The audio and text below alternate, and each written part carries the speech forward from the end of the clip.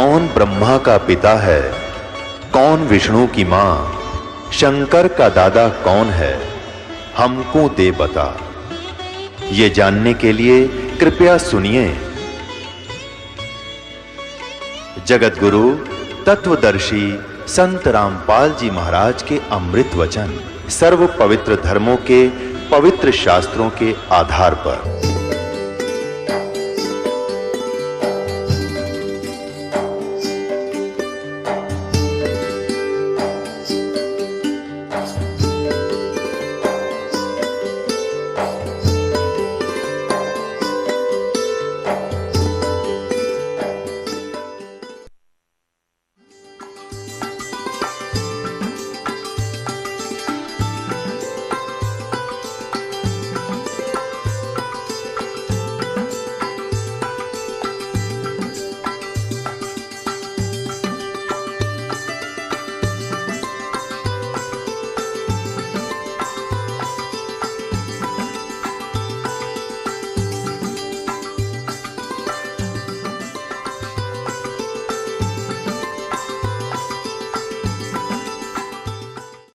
अब बच्चा क्या होता है, अध्यापक ने जो सिलेबस बता दिया वो तो फाइनल समझता है, जो कहा ठीक है जी। इतना बड़ा सेठ मन में आई कि तीर्थों का भ्रमण किया जाए। उस समय परमात्मा जिस समय मिले उनकी एज भी 60-62 के आसपास हो चुकी थी। साधना उद्देश्य से तीर्थ भ्रमण करने के लिए अपनी धर्मपत्नी की राय ली। उनकी धर्मपत्नी का नाम आमिना था। उससे आज्ञा लेकर के वो चल पड़ा कि मैं तीर्थ भ्रमण करना चाहता हूँ, तीसरा आश्रम आ गया है। तो जैसे भी आज्ञा लेकर चल पड़े। भ्रमण करते करते वो मथुरा के अंदर उस स्थान पर पहुंच के जहाँ पर ये माना जाता था कि यहाँ पर हमारे बाल गोपाल श्री कृष्ण भगवान जब यहाँ रहा करते मथुरा में, इस सरोवर में स्नान किया करते थे। उस स्थान पर पहुंच के जहाँ पर ये माना जाता था कि यहाँ पर हमारे बाल गोपाल श्री कृष्ण भगवान जब यहाँ रहा करते मथुरा में, इस सरोवर में स्नान किया करते थे। और फिर वहाँ जाकर के एक गिरिराज बोलते हैं उसको, जिसको भगवान श्री कृष्ण ने उठाया था जब इंद्र देवता स्वर्ग का राजा अपनी पूजा न करने से अक्षुब्ध होकर के व्रज को डुबोना चाहता था अधिक वर्षा करके। तो श्री कृष्ण जी ने उस पहाड़ को उठा के और पूरे ब्रज पर फैला दिया था। वर्षा खूब हुई थी और इंद्र थक गया था वर्षा कर करके, और वो कुछ बिगाड़ नहीं सका ब्रज का। तब उसने अक्षमा याचना की थी। तो उस स्थान पर भ्रमण करके, उस गिरिराज की परिक्रमा करके हम अपना मोक्ष मानते थे। उस सरोवर में स्नान करके हम मोक्ष मानते रहे। इसी उद्देश्य से धर्मदास साहिब जी भटक रहे थे, वहाँ पहुँच गए। सुबह सुबह उठे, उस सरोवर में स्नान किया जिसमें जल अधिक था नहीं, क्योंकि हम उसमें नहाना इसलिए उचित समझते रहे कि इससे मोक्ष होगा, चाहे गहरा भी क्यों ना हो, उसमें कीचड़ भी क्यों ना हो, हमें तो भगवान चाहिए। लेकिन परमात्मा कहते हैं, कबीर इस संसार ने समझाऊं कै बार, और ये पूछ पकड़ कर भेड़ की और उतरा था मैं पार। गरीबदास जी कहते हैं कि भेड़ पूछ को पंडित पकड़े, ये भादो नदी विहंगा, गरीबदास व भवजल डूबे, जिन नहीं साध सत्संगा। जिनको संत नहीं मिलते, सत्संग नहीं मिलता, तो वो भवजल के अंदर ऐसे डूब जाते हैं जैसे भादों के अंदर नदियाँ। भादों महीने में बहुत ज़बरदस्त वर्षा होती थी और सभी दरिया बह कर चल पड़ती थी, फुल स्विम पर ओवरफ्लो हो करने को हो जाती थी।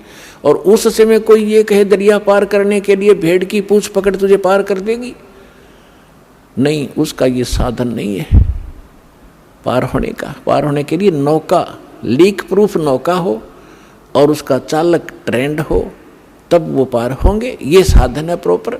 और जो साधनाएं आप कर रहे हो, परमात्मा बताया करते थे कि ये तो भेड़ की पूंछ पकड़ा रखी तुम्हारे कोई नकली गुरुओं ने, तुम्हें डबोएंगी, तुम भौजल में डूब जाओगे, ऐसे चक्रव्यूह में फंस जाओगे, 84 लाख योनियां भोगोगे, तुम्हें समझ में नहीं आएगा। उस तालाब में स्नान करके उसी से जल का लोटा भर के और भगवान की मूर्ति को स्नान कराया। स्नान करा करके नए वस्त्र पहना करके पुराने वस्त्र थैले में डाल दिए, बाद में धोऊंगा। और एक स्थान लीप के वहाँ भगवान की मूर्ति रखी, गाय के गोबर से और मिट्टी मिलाकर लीपते थे, उसे स्वच्छ बनाते थे।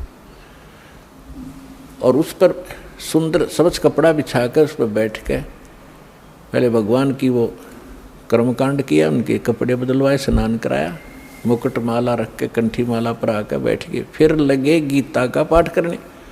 और उसी समय परमात्मा बनारस में आए हुए थे। वैसे तो वो 1 सेकंड के अंदर, सेकंड के भी कुछ फ्रिक्शन में जहाँ चाहे पहुँच जाए अपने पूरे ब्रह्मांडों में, 1 सेकंड फ्रिक्शन ऑफ सेकंड में, और असंख्य रूप बना ले, वो समर्थ है। तो परमात्मा वहाँ एक जिंदा महात्मा के रूप बनाकर वहाँ पहुँच गए। अब जिंदा महात्मा मुसलमानों में अधिकतर होते हैं जो काला और कोट पहनते हैं और सिर पर काला ही एक टोप होता है, जैसे गोल गोल से चोटे वाला। और कोट घुटनों से नीचे तक होता है और एक अंडरवियर पहनते हैं, लंगोट, और दाढ़ी और मूछ रखना, सिर पे बाल रखना, ये उनकी पहचान। उनको जिंदा महात्मा कहा करते थे। और जिन भी महापुरुषों को मिले हैं इस वर्तमान में, आदरणीय धर्मदास साहिब जी को, आदरणीय मुल्कदास साहिब जी को, आदरणीय नानक साहिब जी को, आदरणीय दादू साहिब जी को, आदरणीय गरीबदास साहिब जी को, आदरणीय घीसा दास साहिब जी को, इन सबको ये मिले हैं जिंदा महात्मा के रूप में। आदरणीय रामानंद जी को मिले हैं, वो उस समय जो प्रगट थे, 5 वर्ष की आयु का शरीर दिखा रहे थे, उस में मिले। तो इनको सभी को जिंदा महात्मा के रूप में मिले हैं। दर जिंदे का रूप शैल वृंदावन कीनी, तहाँ मिले धर्मदास करते हैं बहुत अधीनी। भगत का एक गुण होता है कि बहुत प्यार से, विनम्र भाव से बात करता, जहाँ भक्ति की चर्चा चलती है। तो परमेश्वर जाके थोड़ी दूरी पर बैठ के जिंदा महात्मा का रूप बनाकर 50 फुट की दूरी पर, क्योंकि वो हिंदू थे और परमात्मा की वेशभूषा उस समय उस धर्मदास की दृष्टि से एक मुसलमान की थी, इसलिए उनकी क्रियाओं को दूर से देख रहे थे।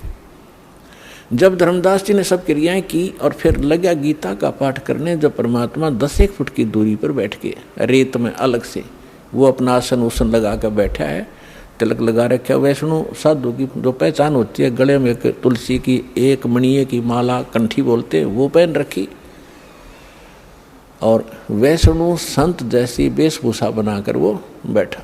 तो परमात्मा ने काफ़ी सब कुछ सुना। धर्मदास जी ने सोचा कि एक मुसलमान भक्त, एक साधु, साधु भी भक्त ही होते हैं, क्योंकि वो भगवान के लिए भटक रहे होते हैं।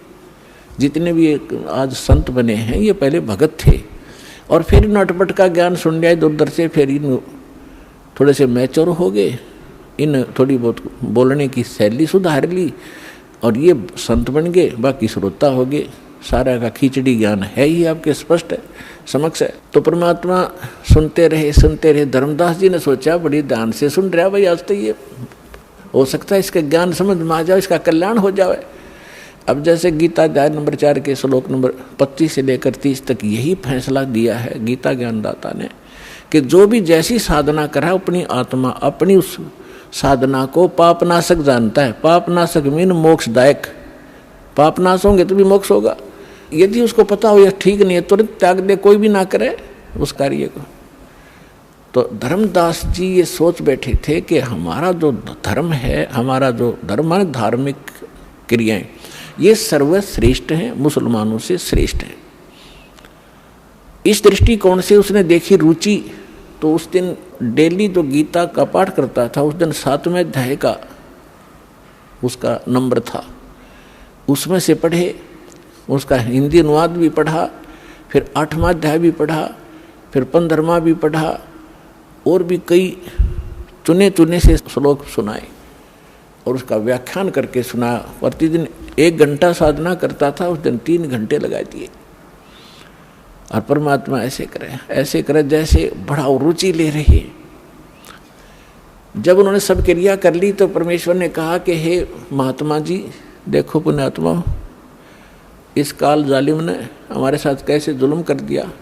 हमारे पिता ने हमारे निकटाने के लिए अब कैसे छल छिद्र करने पड़ते हैं, कैसे बहुरूपीय का काम करना पड़ता है।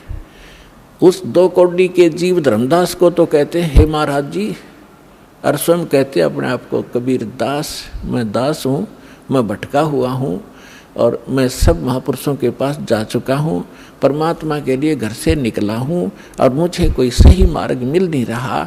आज मैंने आपका ज्ञान सुना, कुछ मेरा खिंचाव हुआ, मैं आपसे परमात्मा की जानकारी चाहता हूँ। अपने आत्माओं, जब ऐसे अधीन होकर कोई पूछता है तो हमारी इच्छा बनती है कि बताएं इसको, ये तो भ्रमित है, दूसरे मार्ग मुसलमान है। हिंदू मुसलमानों को इसलिए बुरा मानते थे कि ये मांस खाते हैं, अहिंसा करते हैं, पापी बने हुए। तो इस दृष्टिकोण से उन्होंने समझाया कि इसके पाप बच जाएंगे यदि हमारे धर्म को स्वीकार कर लेगा।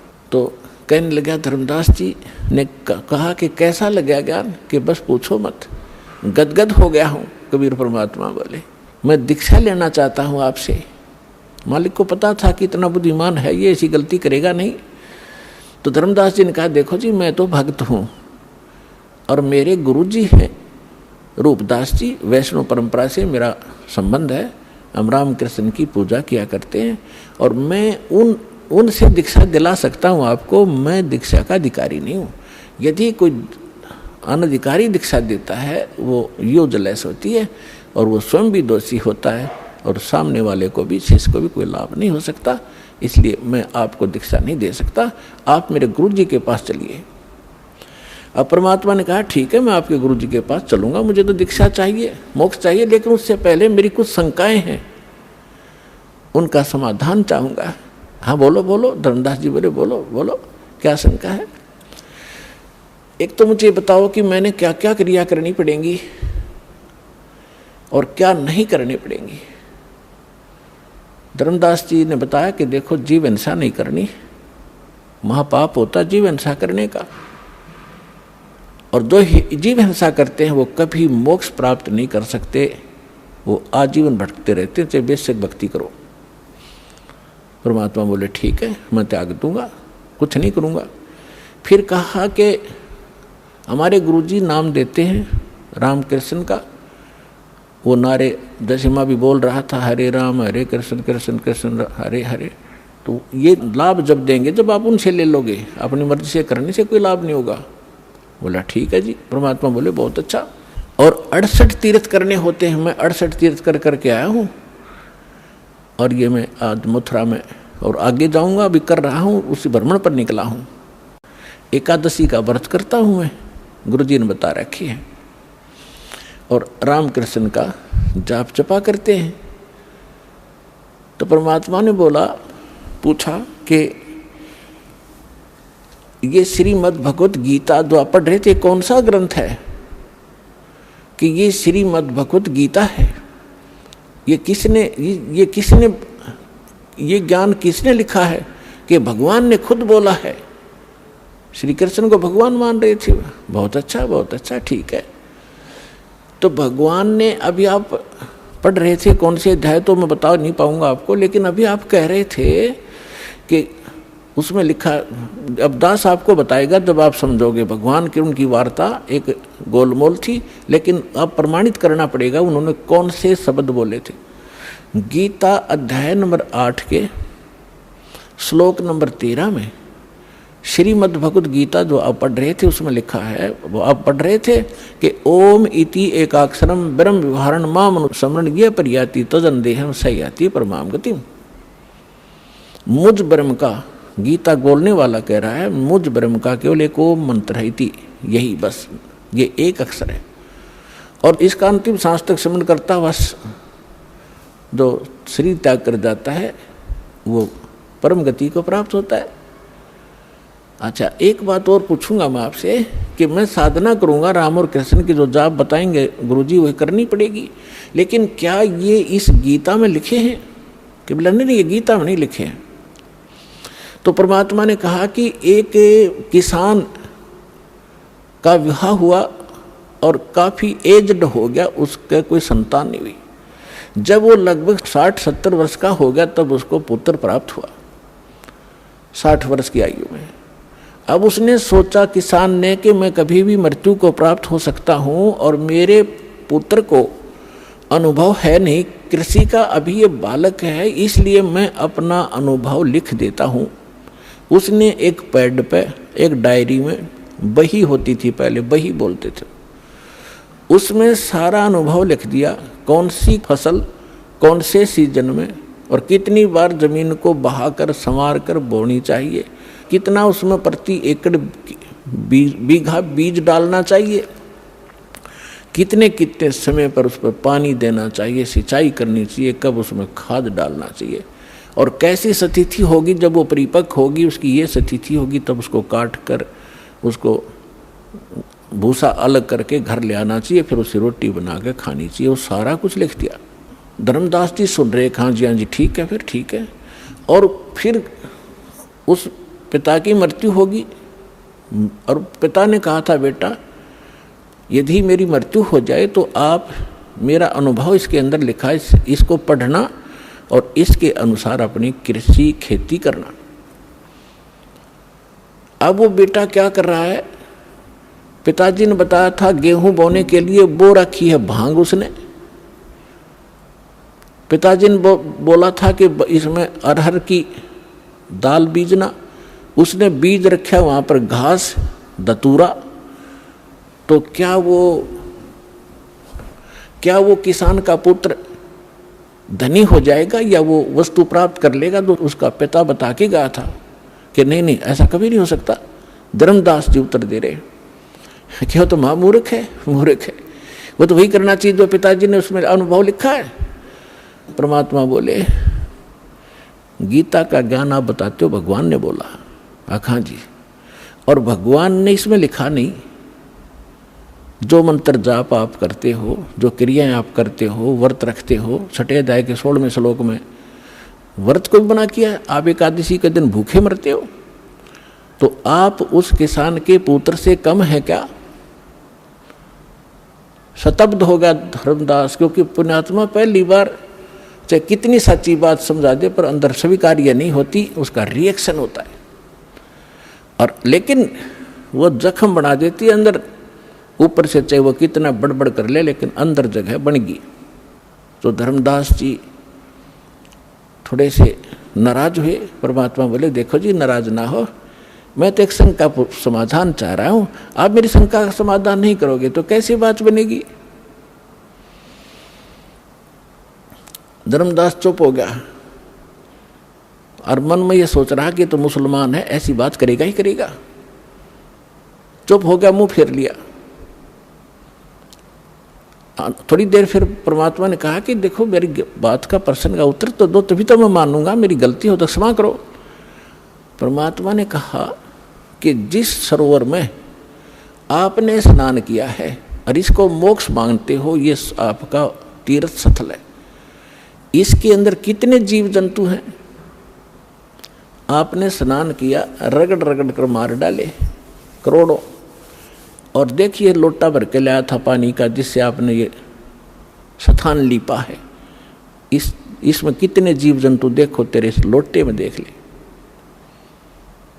और तूने जो भगवान की मूर्ति के स्नान कराने के लिए छान कर लाया था, तू जब छाना था उसमें कितने जीव थे तेरे छालने में, वो सारे मर गए। और आप कहते हो जीव हिंसा नहीं करते? तो इतना कहकर परमात्मा अंतर ध्यान हो गए उसकी अरुचि देखकर। अब धर्मदास जी को परमात्मा की जो ज्ञान था हृदय में छेद कर गया और पकड़ लिया दिल उसने। हाँ भाई, गीता में है नहीं, राम डरे ढोरे हरे कृष्ण राधे श्याम सीताराम राम साधे राधे श्याम मिला दे। तो खा खइयो साधना 16वें अध्याय के 23वें श्लोक में 24वें श्लोक में गीता में परमात्मा ने बताया उसी दौरान। अभी आप पढ़ रहे थे, आप कह रहे थे कि जो शास्त्र विधि को त्याग कर मनमाना आचरण करते हैं उनको ना सुख होता है, ना कोई सिद्धि प्राप्त होती है, ना उनकी गति होती है। उसके लिए शास्त्र ही प्रमाण है, उसके कर्तव्य और अकर्तव्य की व्यवस्था में, उसके अतिरिक्त किसी की मत मानो। तो है तुम्हारे शास्त्र में कहीं पर ये नाम? धर्मदास जी स्तब्ध हो गए, सर घूम गया। और फिर भगवान सामने से अंतर ध्यान हो गए तो वो और ज्यादा चिंतित हो गए कि इतना विद्वान पुरुष, भगवान तो नहीं माना उसने, लेकिन ये जरूर मान लिया कोई महापुरुष सिद्धि वाली थे और कितना बढ़िया ज्ञान बताया, और मैं महामूर्ख आगे ज्ञान सुना नहीं, मेरी मंद बुद्धि, दुर्भाग्य मेरा। और ये कैसा गंदा ज्ञान मेरे अंदर समा चुका है, मैंने सत्य ज्ञान को स्वीकार नहीं किया। ऐसी बहुत गलानी बनी, लेकिन अब बने क्या? रोने के सिवा कुछ शेष नहीं था। सारी रात करवट ले ले रात बिताई और रह कर पर अर्ज की, हे भगवान उस महात्मा को फिर मिला दे। हे परमात्मा, कौन था वो? भगवान था ही क्या? एक बार मुझे फिर से मिले, मैं सारी बात सुनूंगा। सारी रात बैठकर रो रो कर काटी। सुबह उठा वक्त से उसने सोचा तो रोटी बना ले और फिर खोज करूंगा उस संत का कि तो बैठा पा गया तो यहाँ तीर्थों पर। सुबह उठा, एक मोटी लकड़ी जंगल से तोड़कर श्याम ने ला रखी थी, ला के रखी हुई थी। वह मोटी लकड़ी चूल्हे में लगाई, उसके साथ सहयोगी लकड़ी जला करके अग्नि जला दी लगा करके। वह मोटी लकड़ी कुछ गिल्ली सी थी, ज़्यादा गिल्ली नहीं थी पर थोड़ी थोड़ी ठीक सी थी। और उसके पिछला हिस्सा जो कटा हुआ था और वो थोड़ी सी थोथी थी, दुर की दुर होलो थी, उसके अंदर सुराख था, उसमें चींटियां भरी पड़ी थी। खाना बना रहा था, खाना बनाते बनाते सुबह उठकर वक्त से बनाने लगा तो निकट जब वो लकड़ी आई, उसका एंड, लास्ट एंड आया लकड़ी का, तो उसका ध्यान पड़ा। सारी भात बना ली, रोटी बना ली, क्या देखा कि चींटियां अंडे मुंह में लेकर सफ़ेद सफ़ेद और उस लकड़ी से बाहर निकलने का प्रयत्न कर रही है। लकड़ी के एंड पर एक तरल पदार्थ उबल रहा है, गर्म होने के कारण वो बाहर निकलती है, उसमें गिर कर चटक चटक जल रही है। जब धर्मदास जी ने देखा कि वो तेरे की आज तो अनर्थ हो गया, आज तो जुल्म हो गया, इस सारे भात में ना जाने इतनी लंबी लकड़ी में 2-2.5 फुट की लकड़ी जल गई है, इसमें तो करोड़ों चींटी मर गई विद एग, अंडों समेत मर गए हो। भगवान, आज जैसा पाप अपराध मुझसे कभी नहीं हुआ होगा। तुरंत शेष लकड़ियों को बुझा, जल डाला। अब सोचा कि इस पाप से बने हुए अन्न को मैं कैसे खाऊं, आज तो बहुत अपराध हो गया। उसने सोचा आज मैं निराहार रहूंगा, इस आहार को किसी साधु संत को खिला दूंगा, मैं पाप मुक्त हो जाऊंगा। भक्त श्रद्धालु जैसी उनकी आत्मा अलाउड करती है, उसी तरह अपने को पाप मुक्त करने की वो चेष्टा किया ही करते हैं, शायद ऐसे बच जाऊं। अब सारे उस भोजन को लेकर थाली में रख के कपड़ा ढक के और चला संत की खोज में। अब हम क्या सोचा करते थे, हम हिंदू वर्ण में हम सोचते थे अब उस सारे भोजन को लेकर दरके थाली में और साफ कपड़ा ढक के और चला संत की खोज में। हम साधु संत को किसको मानते हैं? या दाढ़ी बड़ी हो, सिर पे बाल हो बड़े बड़े, लाल कपड़े पहन रखे हो, गले में माला हो, या कतीनी वस्त्र हो, राख लपेट रखी हो, लंगोट बांध रखा हो ओनली, या मूंड मुंडा रखा हो, कति गोटम गोट हो, लाल कपड़े अवश्य हो, हम ऐसे को संत मानते हैं। तो परमात्मा ने ऐसे एक साधु का रूप बनाया, लाल कपड़े पहन के, दाढ़ी मूछ थी ही, और उनको बांध के जैसे ये ऋषि में ऋषि वागर हिंदुओं के ऐसे बैठ गए एक वृक्ष के नीचे। धर्मदास जी की नज़र पड़ी कि हाँ संत बैठे हैं। जाते ही थाली रखती और कहा भगवान भोजन पाओ, दास का भोजन पाओ। परमात्मा बोले रख दे भाई, धर्मदास मुझे भूख लगी है। जब उन्होंने धर्मदास नाम कहा तो सामने देखा, लेकिन परमात्मा का रूप अन्य था, नहीं पहचान सका। उसने सोचा मैं भंडारे करता रहता हूँ, साधु संत आते हैं, जानते होंगे मुझे। ज्यों ही थाली रखी, परमात्मा के पास एक करमंडल था, लोटा, उसमें से जल उठाया कबीर परमेश्वर ने और उसको मंत्र पढ़ा अन्नदेव की आरती का एक, और उस पूरी भात पर छींटे मार दिए, उस सारी भोजन पर, थाली में एकदम सारा भोजन, रोटी भी, दो भी सब्जी थी, सब कुछ चीटी बन गई। वह थाली काली होगी और अंडे मुंह में लेकर वो बाहर निकलने का प्रयत्न कर रही है। तो परमात्मा उसी रूप में हो गए जो पहले दिन वार्ता हुई थी, जिंदा वाले भेष में। तब धर्मदास जी ने देखा कि सचमुच ये तो वही महापुरुष है। तब परमात्मा ने कहा, अरे अत्यारे, कल क्या कह रहा था तो कि जो जीव हिंसा करते हैं वह कभी मोक्ष प्राप्ति नहीं कर सकते, और तेरे से तो कसाई भी अच्छा, तो कसाई से भी बुरा तने कितने जीव मार दिए। चरणों में गिर गया, पैर पकड़ दिए, कहा भगवान ज्ञान बता दो, हम तो अंधे हैं, हमारी बुद्धि तो कति झेरे कुएं जैसी है। जो ज्ञान हमने आज तक सुना और उसी को हम सत्य मान रहे थे, आपका ज्ञान पहली बार सुनने से मन को स्वीकार्य नहीं हुआ। हे भगवान, अब मैं आपका सारा ज्ञान सुनूंगा। तो परमात्मा उनको लगे बताने, अपने आत्माओं, जैसे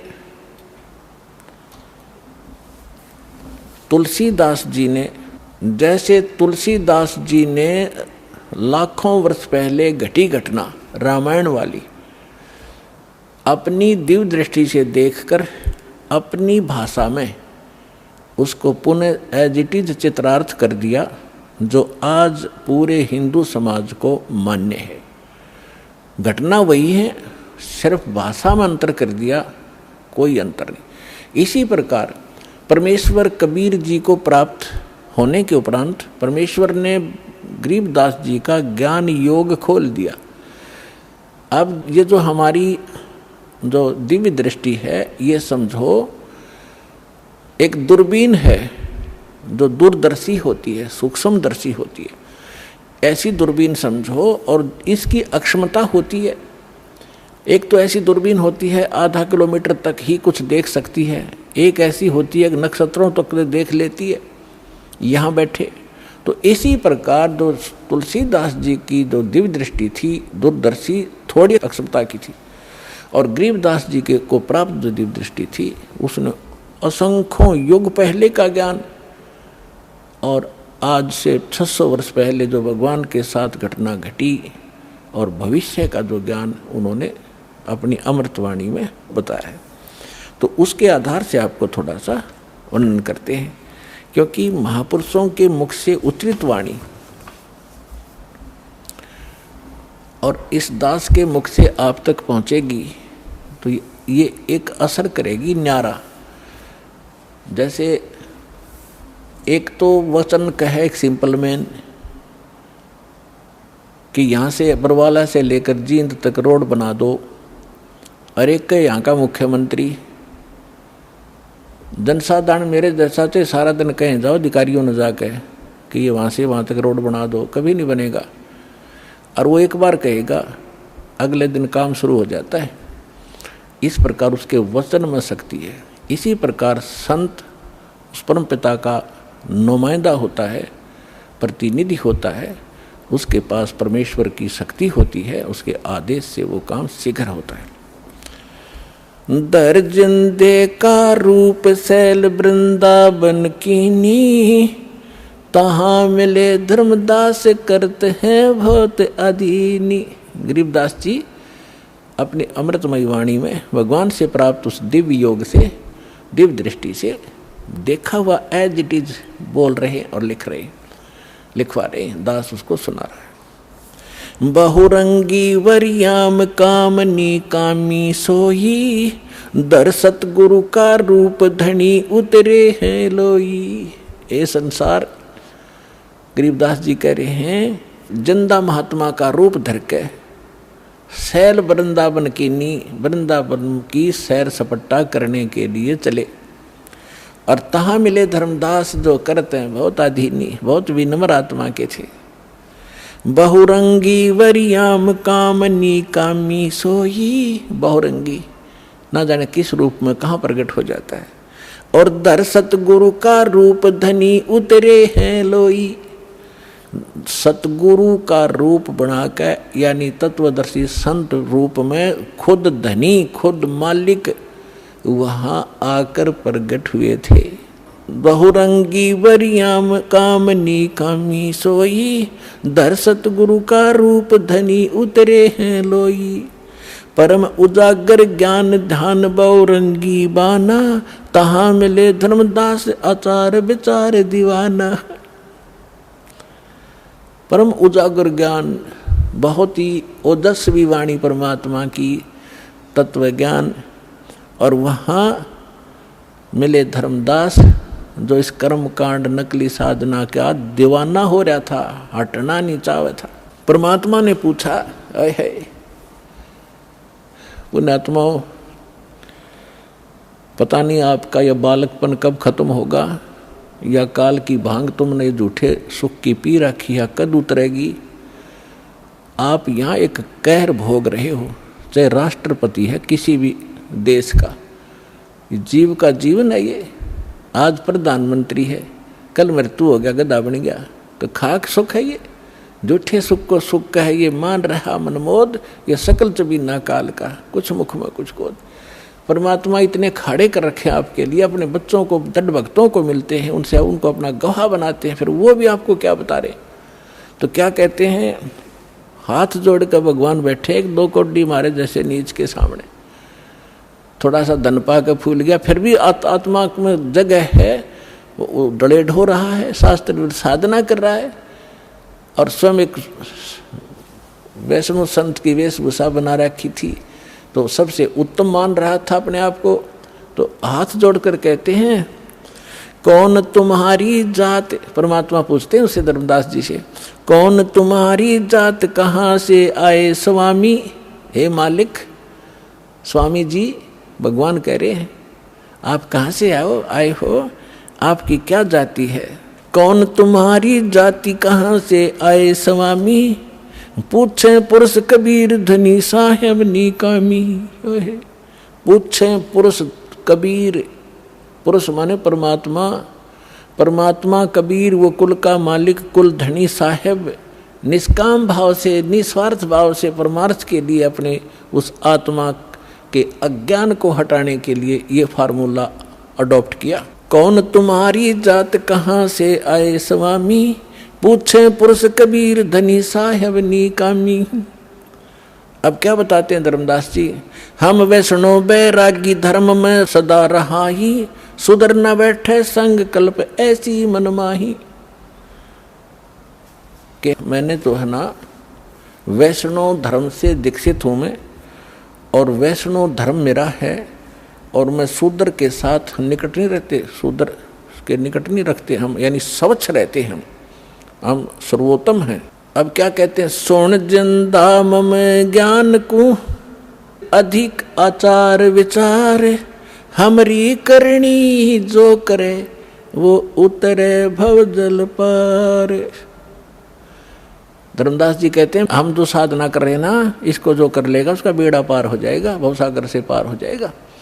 तो परमात्मा ने फिर प्रसन्न किया, बोले धनी कबीर सुनो वैष्णो बैरागी, कौन तुम्हारा नाम गाम कहिए बड़बागी।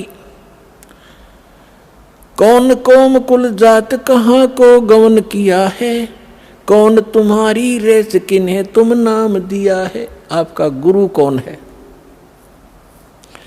कौन तुम्हारा ज्ञान ध्यान सुमरण है भाई, कौन पुरुष की सेव कहाँ समाधि लगाई। तुम किस भगवान की सेव माने पूजा करते हो, किस पुरुष की, और कहाँ समाधि लगाते हो।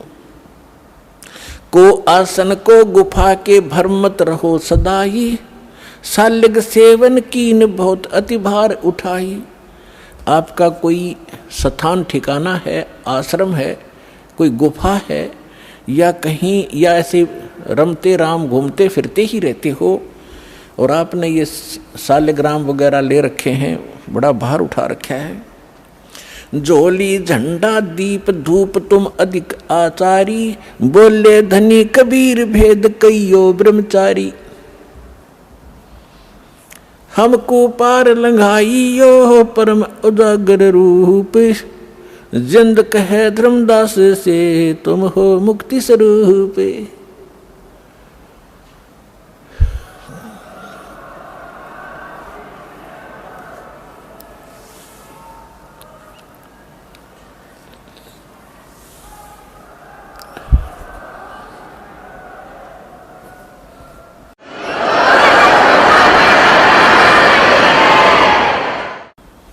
अब परमात्मा ने उस जीव के निकट पहुंचने के लिए कहा कि हमको पार लंघाइयो हे परम उजागर रूप, और जिंद कहे धर्मदास से। परमात्मा जिंदा रूप में थे और तुम हो मुक्ति स्वरूप। आप तो बिल्कुल ऐसे लगते हो जैसे आप तो पार होए पड़े हो, और मुझे भी वो मार्ग बताइए ताकि मेरा उद्धार हो। परमात्मा कह रहे हैं धर्मदास जी से। अब धर्मदास जी बताते हैं, बांधो गढ़ है गाम नाम धर्मदास कही जय, वैसे कुली कुल जात सुधर की नी बात सुनी जय। बांधवगढ़ मेरा गांव है, नाम मेरा धर्मदास है, और वैश्य कुल में मेरा जन्म है। हम शूद्र को निकट भी नहीं आने देते, हम इतने स्वच्छ हैं। सरगुण ज्ञान स्वरूप ध्यान सालग की सेवा, मल्याग्र छिड़कंत संत सब पूजे देवा। 68 तीर्थ नान ध्यान कर कर हम आए, पूजन सालग राम तिलक गलमाल चढ़ाए। धूप दीप अधिकार आरती करें हमेशा, राम कृष्ण का जा परटत हैं शंकर शेषा। धर्मदास जी बता रहे हैं हम ये साधना करते हैं। नेम धर्म से नेह सने दुनिया से नाही, आरूढ़ बैराग और की मानू नाही। धर्मदास जी कह रहे हैं मुझे शिक्षा देने की आवश्यकता नहीं किसी ने, मैं बिल्कुल फाइनल हो चुका हूँ, मेरा ज्ञान अटल है, मैं सही साधना कर रहा हूँ, मैं किसी और की मानू नहीं, मेरा आरूढ़ बैराग है। सुन जिंदे मम धर्म को वैष्णो रूप हमारे, 68 तीर्थ हम किए हमने चीन्या सिरजन आर। हमने भगवान पहचान रखा है और 68 तीर्थ में करता रहता हूँ रह रह कर। बोले जिंदा बैन कहाँ से सालग आए, और को 68 का दाम मुझे तत्काल बताए। राम कृष्ण का रहे नगर वो कौन को होवे, ये जड़वंत है देवता से क्यों घंट बजावे। अब परमात्मा उसको कैसे समझाना चाह रहे हैं कि परमात्मा बोले कि ये सालिग्राम कहाँ से लाया तो, या मूर्ति जो भगवान विष्णु की कृष्ण की बना रखी है, ये क्या ऊपर से आए हैं तुम्हारे स्वर्ग लोक से जहाँ से ये भगवान रहते हैं तुम्हारे, और रामकृष्ण कहाँ रहते हैं उनका ठिकाना बता। तो वो बताते हैं वो गोलोक में रहते हैं, वो श्री कृष्ण का लोक है, स्वर्ग विष्णु लोक में रहते हैं। भगवान तो विष्णु लोक में रहते हैं, और आप ये पूजा कर रहे मूर्ति की। आप जो मूर्ति लिए बैठे हो, क्या ये विष्णु जी वाले कान रखती है, विष्णु जी वाली भाषा रखती है? तुम मानते हो श्री कृष्ण जी ने यानी विष्णु जी ने गीता बोली, क्या ये तेरे पत्थर बोल सकते हैं जो तेरे सामने बैठे, या आपका अनुवाद समझा सकते हैं? फिर इनमें क्यों मत्था मार रहा है तू? उन देवता ने पूज ले जो स्वर्ग वाले हैं, इन पत्थरों को क्यों पूज रहा है? सुने गुने नहीं बात धात पत्थर के स्वामी, कहाँ भर में धर्मदास चीन निज पद निज धामी। निकामी कहते बोलत घटकट पूर्ण ब्रह्म, धर्म आदू नहीं जाना, चिदानंद को चीन ये डारो पत्थर पाषाणा। उस सच्चे भगवान को समझ जो गीता भी निर्देश कर रही है आपकी। अब क्या बताते हैं?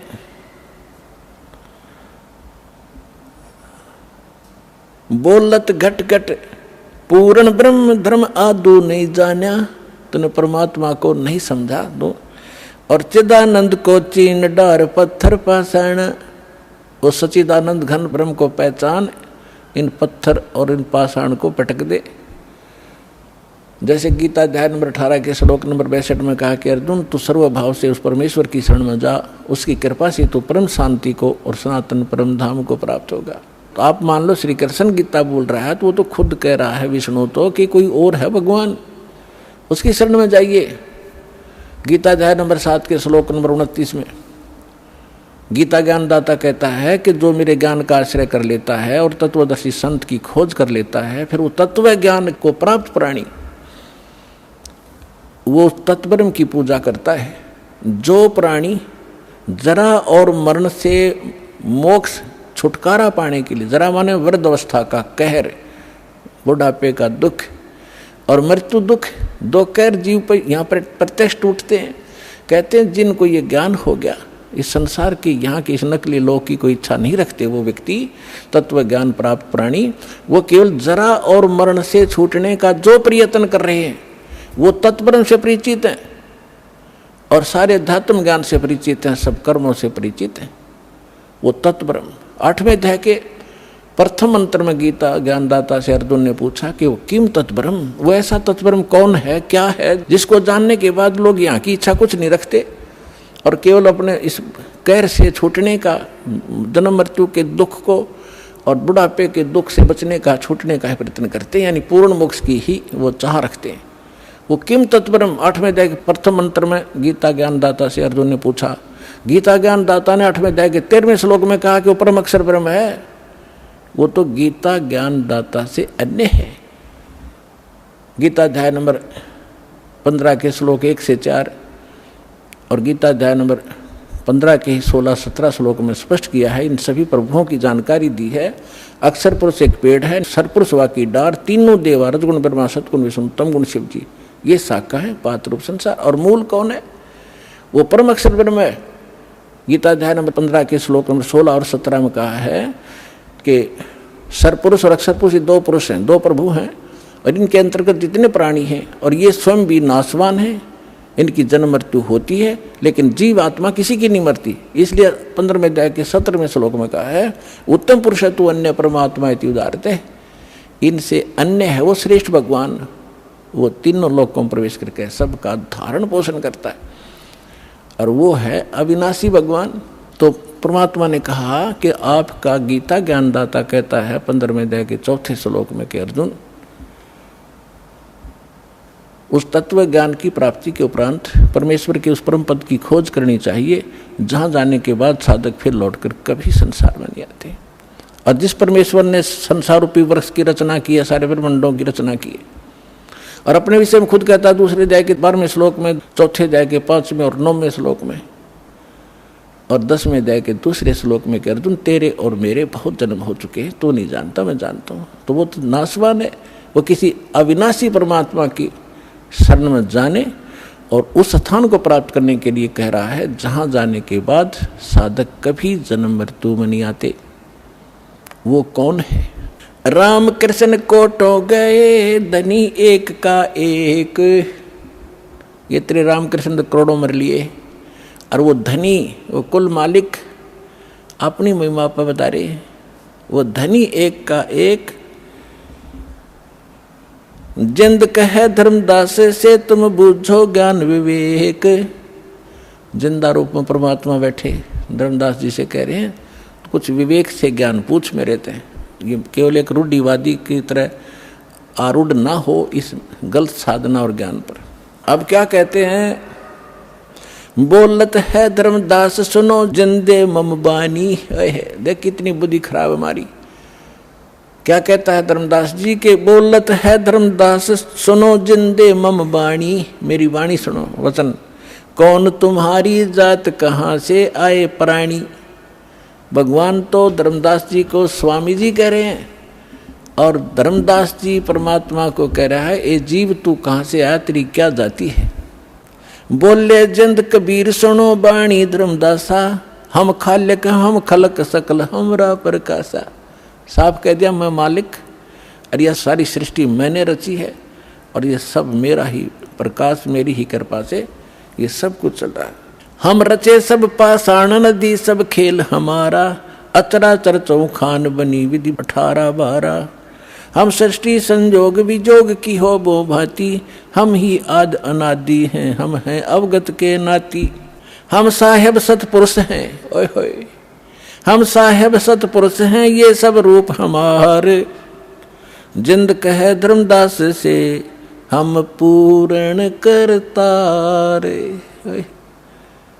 अब एक बाबा के रूप में विराजमान, और वो बैठा बना साधु संत वैष्णव और ऊंच जाति का धनवान, बता कैसे ठिकाना बुद्धि हो। काल ने ऐसी हवा भर दी हमारे अंदर। अब पहले ये पंचर किया जाएगा आपके अंदर जो गलत हवा भरी हुई है, गलत ज्ञान भरा हुआ है, फिर नए सिरे वो हवा निकाल लेंगे और फिर ऐसी भर देंगे, सदा के लिए ऐसे टायर दे देंगे कभी पंचर ना हुआ। अब जब परमात्मा ने ये कहा हम साहेब सत्य पुरुष हैं, ये सब रचना हमारे, जिंद कहे धर्मदास से हम पूर्ण करतारे। अब धर्मदास जी क्या कहते हैं, बोलत हैं धर्मदास सुनो सर्वंगी देवा, दिखत पिंड और प्राण कहो तुम अलख अबेवा। आपके सारा शरीर दिखाई देता है, आप बोल रहे हो और आप कहते हो मैं विधेय हूँ। अब पुणात्मा यहाँ ये नकली कबीरपंथी उलझे बैठे। विधेय किसे कहते हैं, विधेय जिसका देह ना हो। एक तो देह हमारी मिट्टी की और परमात्मा की देह वो एक तत्व की। तो विधेय का अर्थ है जिसकी विलक्षण देही हो। तो कहते हैं परमात्मा बोले बोलत है धर्मदास सुनो सर्वंगी देवा, दिखत पिंड और प्राण कहो तुम अलख अबेवा। नाद बिंद की दे शरीर है प्राण तुम्हारे, और तुम बोलत बड़ बात नहीं आवत दिल हमारे। तुम कहते हो भगवान और आपका ये शरीर दिखाई देता है। खान पान स्थान देहे में बोलत दीसम, और कैसे अलख स्वरूप भेद कहिए जगदीसम। तुम दिखे मेरे की तरह आदमी सा और आप कैसे भगवान हो, बताइए मुझे। बोलत जिंद अबंद सकल गढ़ साहेब सोही, निर्वाणी निज रूप सकल से न्यारा होई। हम ही राम रहीम करीम पूर्ण करतारा, हम ही बांधे से तू संग चढ़े पद्म 18। हम ही रावण मारा लंक पर करी चढ़ाई, हम ही 10 सिर फोड़ देवता की बूंद छुड़ाई। हम ही शक्ति से सती सीता और जति लक्ष्मण हनुमाना, हम ही कल्प उठाए करते हैं हम ही 6 माना। अब क्या बताते हैं परमात्मा कि तेरे रामचंद्र का ब्योत नहीं था, रावण को मार दे या उस समुद्र पर पुल बना ले। हाथ जोड़ के खड़ा रहा 3 दिन थी समुद्र में। जब हमने जाकर के वहां एक पहाड़ के चारों तरफ रेखा खींच दी थी अपनी सोटी तय डंडी तय, और वो पत्थर हल्का कर दिया था, फ्लोटिंग बना दिया था सिद्धि तय। और ये अनुमान अर्थ बाद में उन्हें ठाठा लाए थे और जब बना था। और रावण मरा था राम पर, जब बखलकती अंदर से पुकार की थी हमारे को, जब हमने जाके तीर ठोका था, हम दिखाई नहीं देते, हमारी देह ऐसी है। फिर कहता है बोलत है धर्मदास जननी को थारी। परमात्मा कहते क्षण क्षण में धरती पग धरूं और क्षण में आकाश, हमरी गति